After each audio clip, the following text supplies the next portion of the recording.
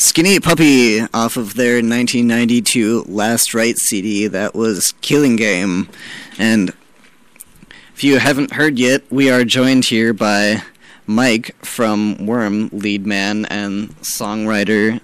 And you have a couple other projects that you've worked on over the years. You were stage manager for Thrill Kill Cult. Is that correct? 06, yeah. And that was a lot of fun. Mm-hmm. And of course, Project 44. Oh yeah, that's another whole epic tale all of its own, right? Oh there. yeah, yeah. Actually, they are still in the process of. I was working on their new album with them, and I think it's almost finished. It's been a work all on its own. Mm-hmm. But and touring with Thrill Kill Cult was definitely a very learning experience. Everything I'm doing now, I think I owe to Buzz and Frank completely. Mm-hmm. And it was one of those types of situations where you just you get on the bus and you hold on for dear life the whole ride. Yeah. I was happy to know that I was initiated into the cult, which made me very happy. Very nice. So, surviving that for 31 days was definitely a feat. Yeah. Yeah, I'm sure.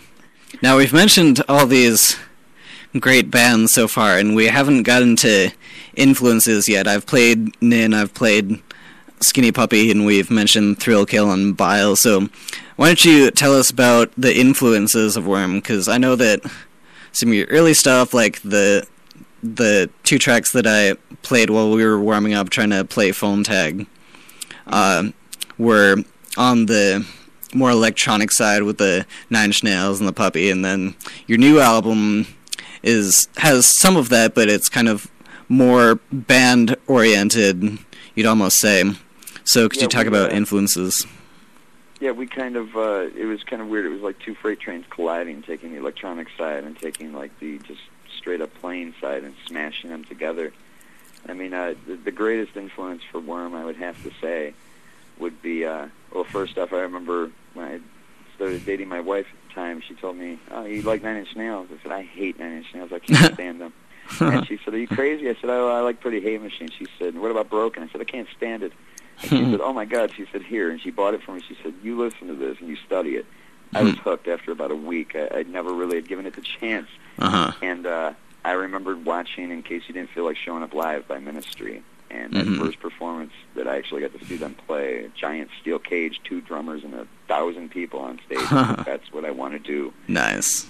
And it's kind of strange. It's the way I've always told people recently. The best way to categorize us is think of Sly and the Family Stone on acid. And, but I mean, yeah, you definitely hit the nail on the head. Nine Inch Nails, Ministry, Skinny Puppy, Thrill Kill Cult, Pink Floyd, believe it or not, is a huge major influence. Right. Yeah, there's some Pink Floyd undertones in the new CD. Definitely a Roger Waters addict, I must say. Mm-hmm. But yeah, a lot of I would say I've probably been infected from everything from probably about 1950 on, and you just take a little of those elements everywhere you go and just kind of smash them together. Like we did a cover of Primitive Radio God Standing Outside a Broken Phone Booth. Every time we do that cover, the looks on people's faces and the audience is just priceless because I don't think they expect it coming. That or Burning Down the House by the Talking Heads, one of the two. Yeah. But just an yeah, all utter those shock. bands definitely huge major influences over time.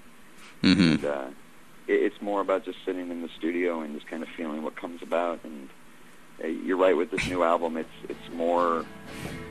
A lot of it was written on acoustic guitar and pianos, and we just kind of took it from there. And then it was just like, well, what can we do digitally once we've gotten it all down? And it was a lot of fun from there because we started throwing in like electric drives and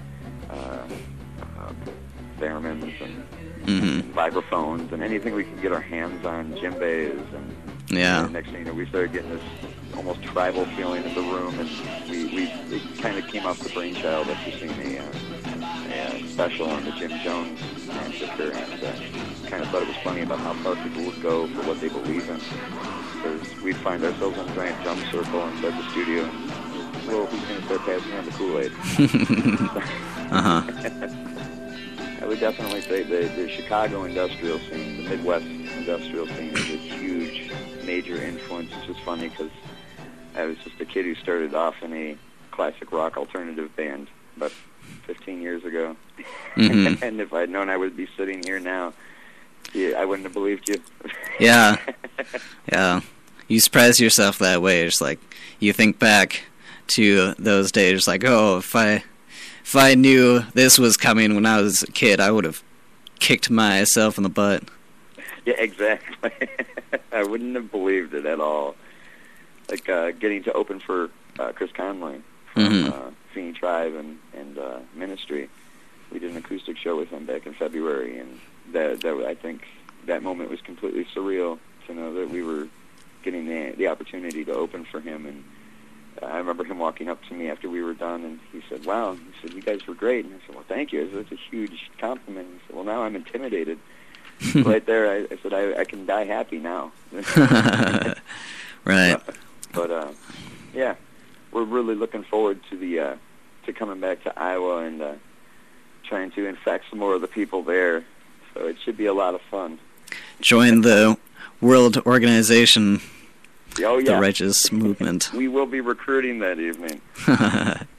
So, but no, we always look forward to that, and we'll be going to Minneapolis, actually just north of Minneapolis for our first time the night before that, joining our friends from Apocalypse Theater up there, so it should be a good time. Right on. So, definitely looking to take some souls with us. Right.